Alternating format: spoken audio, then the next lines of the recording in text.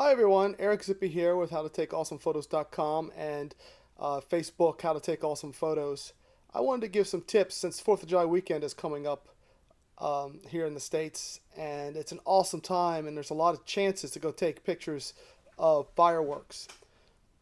Don't be discouraged if you don't have a top end camera and stuff like that. You can get some great shots, you just need to work a little harder.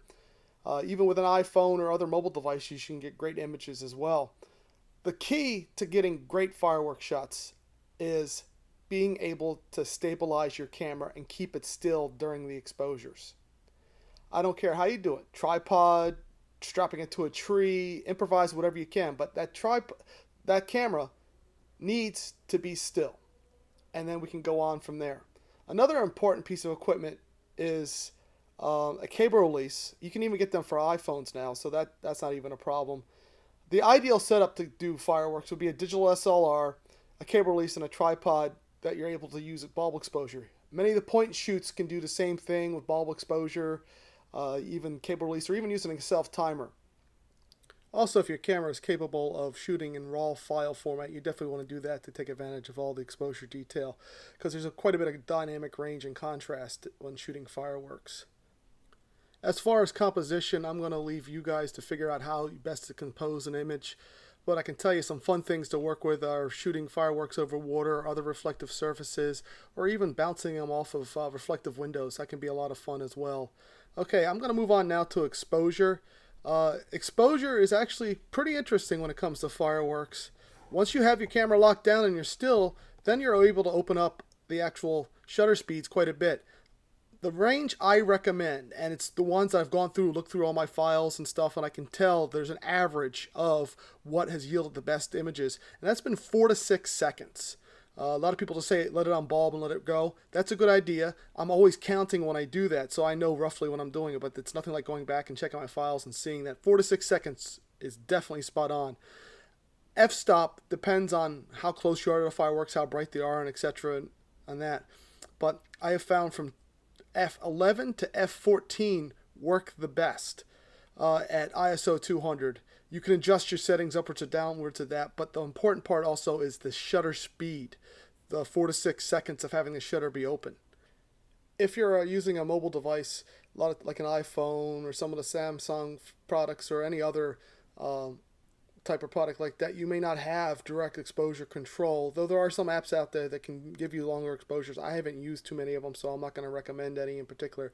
I can tell you one great iPhone app for this sort of thing would be Camera Plus. You can go check that out. So you're at the mercy of what the phone will do. But once again, if you keep still, the phone's automatically going to drop down the shutter speeds and you can get within that range. The next part comes into actually timing the shot. Now, here's a great tip. I had to figure this out on my own, and nobody ever told me this. There's usually a range from when the fireworks explode into the air and from when they're fired. So when you go, they're fired, you can usually hear boom, boom, boom, and then there's your pause. I usually tend to count that pause in the very first part of the show, and then I can gauge when they're going to explode and what they're set for. And I usually would sit there and go hear the boom, boom, boom from them being launched.